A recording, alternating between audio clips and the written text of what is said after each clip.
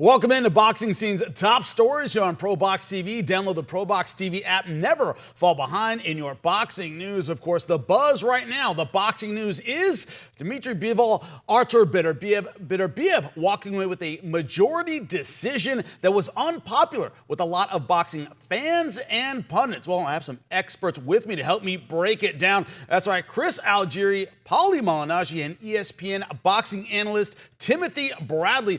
Chris, let's start with you. Enough about the past, enough about the decision. Let's talk about the future. Let's start with BETERBIEV. Does a rematch with Bivol, which Turki Al-Sheikh says he wants to make, does that make more sense than a Benavidez fight? Is that the top money fight to make if you're the winner? I think absolutely, especially now because there's some controversy surrounding how the fight turned out. So making that rematch makes a ton of sense. You had Turki Al-Sheikh, who went on the record already and said, well, we don't have a rematch clause, but I thought Bivol won by a couple of rounds. I think he said 2. I want to make that rematch. I'm going to reach out. And when Turki digs into his pockets to try and make a fight happen, generally that's what happens. And just from the fight itself, the way I look at it, when I look at the way that BETERBIEV fought and the way that these guys actually matched up, I think it definitely behooves BETERBIEV to fight the rematch. He's going to get paid a lot more. He's going to get the lion's share as the winner and the guy who's going to be returning with the undefeated record, putting all the belts on the line once again. And that pace of that fight would be more beneficial to an older guy instead of fighting a guy like Benavidez, who's going to set a pace on you, who's big, he's young. Yeah, it's not really his best weight class, but still, he's in your face. He puts a pace on you. For a 40-year-old BETERBIEV, who's obviously not getting any younger, I think that this pace, this style of fight would benefit him at this stage, and you're going to make the most money possible. So at the end of the day, I mean, at this stage of BETERBIEV's career, where he's got to be in the twilight, we might not see him for very much longer. Might as well make as much money as possible, and this fight makes most sense. Well, let's shift gears a little bit and talk about Bivol. Of course, the loser, win over Canelo. Does he go down to 168, take on Canelo? That is a huge fight. Is that more appealing than a rematch with BETERBIEV? What do you think, Paulie? I don't think Canelo was going to fight him. I think Canelo was quoted as saying he was only going to fight him if he won the fight. That's just a cop-out anyway, because he wasn't going to fight him even if he won the fight. But now you got the reasoning for the fight not to make it happen anyway. So I don't see him going to 168. I don't know that in the pros he's ever been 168. That was just the talk about if he was going to get a shot at Canelo, he would go to 168. But I don't think he's ever been a 68 for a long time. So I think, he's probably going to stay a light heavyweight. If Turki Al-Sheikh is interested in the rematch, as the champ Chris just mentioned, then you know what? There is a pathway to get into this rematch. That's probably what you shoot for. I give Bivol a lot of credit. He didn't want to really talk about, what went wrong or what went right or whatnot. He's like, I lost and, I'm disappointed and that's it. He's a competitor. And I thought he fought a really good tactical fight. I think, you have to look at the styles that both guys fight. And I think both guys fought their best style as far as that was for them. And so that's why you had this clash of technical boxing here where, you had BETERBIEV coming forward and punching on coming forward. And you had Bivol changing range and moving and punching off the moving around, I don't think it's one of those fights where you say, oh, one guy came forward and one guy ran. So you got to give it to the other guy. No, because naturally the other guy moves and boxes. That's how he always fights. So he's not going to change his style just for you, just because you got to be happy and say, oh, he moved around and he ran. No, that's how he always wins. That's how he always fights. So Bivol moved and fought, and that's how he always fights. So therefore, you cannot all of a sudden now at this point in his career, all of a sudden they decide to count it against him. That's not how it works. BETERBIEV, I thought, did some good things as well. He fought his best style, which was to come forward and try to press. So it was back and forth, good fight. I thought Bivol edged it, but regardless, it'd be a good fight of a rematch to make at this point with all the controversy. Tim, you called this fight for ESPN. Let me throw you back a little bit to the late 90s. Felix Trinidad, Oscar De La Hoya winning that fight and then slowing down quite a bit after round number 9. When we look back on this fight, the judges, of course, giving the last 3 rounds to BETERBIEV. Criticize that all you want, but the idea that he did slow down a little bit at the end, is that what this fight is going to be remembered for? What's your thought about it? Just put it this way. Yep. This wasn't a highway robbery, people. Yep. I just want to let y'all know that right now. I mean, after watching the fight, even calling the fight, I had to pick a side. I was like, man, I like Bivol's work. But I have to say, after the fight, I went back and I watched the fight. I watched it again. No sound, nothing, none of that. And I scored it for BETERBIEV, 2 rounds over him. So you got to think about this. You look at those scorecards right there. Yep. Look at those scorecards. There's only a 2-round discrepancy between the judges. This is 36 rounds that are being judged. 36 rounds between the 3 of them. And only 2 rounds discrepancy. I will say one thing about Powell, right? The 116, 112. The 4th round, you go back, you watch that round. I just got done watching it twice. I watched the round twice before I came on the show. It's hard to give that round to BETERBIEV. He gave that round to BETERBIEV. Now, that might have been a hiccup. However, it wouldn't have changed the actual decision on his scorecard. It would have made it 115, 113. Agreed with another judge's scorecard. So BETERBIEV still would have won the fight.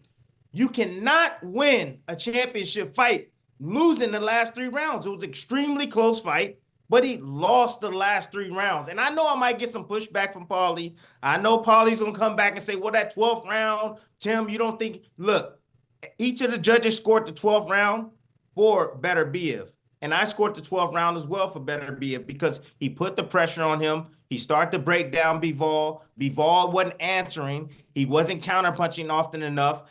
And that's the reason why BETERBIEV took this fight, people. So, hey, look, it was a controversy.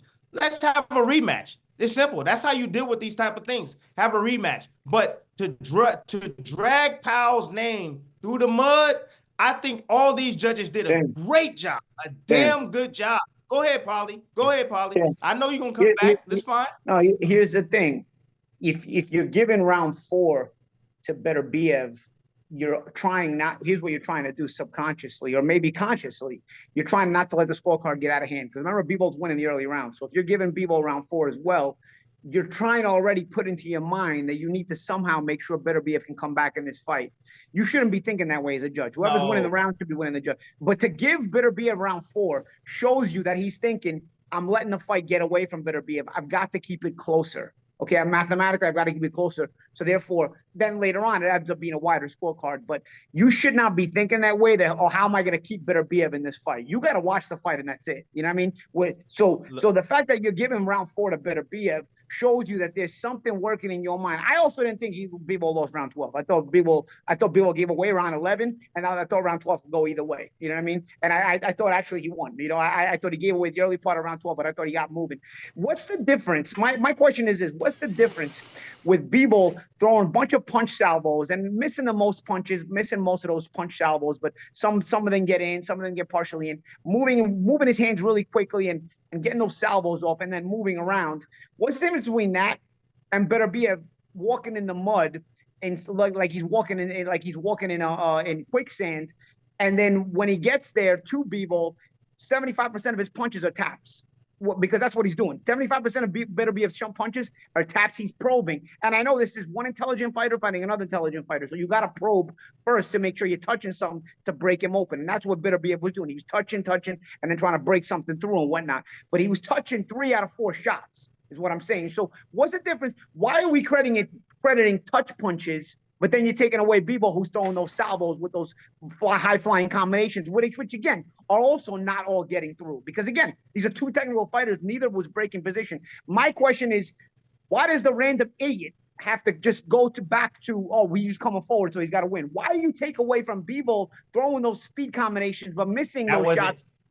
But BETERBIEV just touching, and he gets credit. Just touching. That wasn't just touching. BETERBIEV couldn't even get to the body the whole fight. He wasn't touching much either, guys. Listen to me. Listen to me.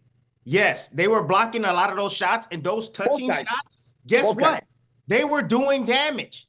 Did you see the face of Bivol? You can't do that. Listen to me. Don't do the face that's thing. like cheekbones, Tim. Listen to me. I'm telling you, man. I'm telling you. Judges are looking at fighters' reactions. That's what they're looking at. All right. When you're getting hit with shots, what happens when you don't throw a shot for 30 seconds? You're getting pummeled on the ropes. Yeah, you got your hands up and you're moving, you're bouncing around, and you're getting hit, and you're looking like you're hurt. That's appealing to the judges, man. And some of those shots were And busted that through happened. guard. That happened but the three pushback, times in the all right? fight. It had happened 3 times in the fight. And those are 3 rounds that BETERBIEV have won. I didn't give him much else. Honestly, those couple salvos that you're talking about. Those last three rounds, that's what you saw. No, those not round last 12. 3 rounds, that's Round exactly 11, what you round saw. 11, he completely gave away. I thought it was going to be well, I think it was. I think it was a tactical I thought he might have got giveaway. going to get stopped. Gentlemen, And then 12, gentlemen, he came back, and I thought he had a good round. I agree with you, Paul. I thought he ran round 12. I'm as just well. The look, debate I'm just we're sick- hearing I'm now, just sick of guys. Everybody just quick to saying. I'm sick of everybody just quick to saying highway robbery. This was a very close fight. No Could've one said went either robbery. way. Nobody's saying robbery. Could've went The that- R could've word, the went R word doesn't either belong way. in this fight. Close fights don't need the R word involved. I do appreciate you defending judges, because that's one thing that I will absolutely never do in this sport, because these guys get it wrong. I'm more not than right. defending judges. I'm you- not defending judges. Think about this. No, think about this for a second. 36 rounds, people. Again, you're defending the 36 judges. rounds I don't- between them. you- They scored. All right, hold up. All 3 of them are 30, wrong. What do you want me to tell you? 34, listen to me, 34 rounds they agreed on together in sequence. 34 rounds. Do the math, please. Somebody, please do the math. I don't understand your That is a argument. What's your hell of a argument? judging If they're all panel. wrong, they're all wrong.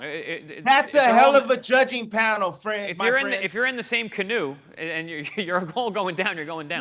No, absolutely not. That's not what this is about. No, this is that they agreed on 10 rounds. They agreed on that this guy won that round. This guy won that round. This guy won that round. That's great judging, man. That's great judging, because usually you'll see the huge 118, 119, crazy scorecard. Then you see the draw, and then you see some weird number. No, this was close. 1 round. That's all it was. The difference. 1 freaking round. That's it. That's all it was to make it 116, 112. So Let's do a y'all can rematch. miss me with this, man. This was great judging. Let's do the rematch, man. Let's see the rematch. I'd like to see the rematch. I think it's the best fight possible at light heavyweight. I'd like to see. Let's do a card like this. I'd like to see BETERBIEVs against Buatsi, and the rematch of this fight. Let's do that. Let's do that. Well, BETERBIEV BIVOL 2 and BETERBIEVs against Buatsi. So- All the Bs. gentlemen, we'll call it. there's we'll going to call it have to be a quadruple rematch. B. Yeah, Quadruple B. call it whatever you want. There's got to be a rematch to settle this. All of you guys have made compelling points about what you feel about the judging. The point is, robbery, certainly not the right word to apply to this fight. Very, very close either way. Although BETERBIEV come away with the majority decision. Turki Al-Sheikh wants to get it done. Hopefully, we'll see it again in the future. And as soon as it does, it will make boxing news. That means you'll get your news right here on ProBox TV. Boxing superstar Tim Tszyu is coming to Prime Video. Don't miss this championship showdown as Tszyu takes on undefeated Murtaz Aliyev for the super welterweight world title. Saturday, October 19th, streaming live exclusively on Prime Video for all Prime members. Wednesday Night Fights. Dynamite action on Wednesday Night Fights every other Wednesday on your boxing channel. Coming up on your next Wednesday Night Fights, October 16th.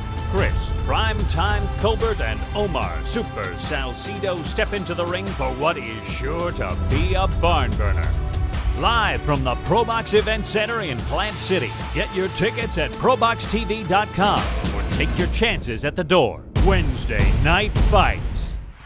For more ProBox TV, scan the QR code on the screen or go to the App Store and Google Play. ProBox TV, your boxing channel.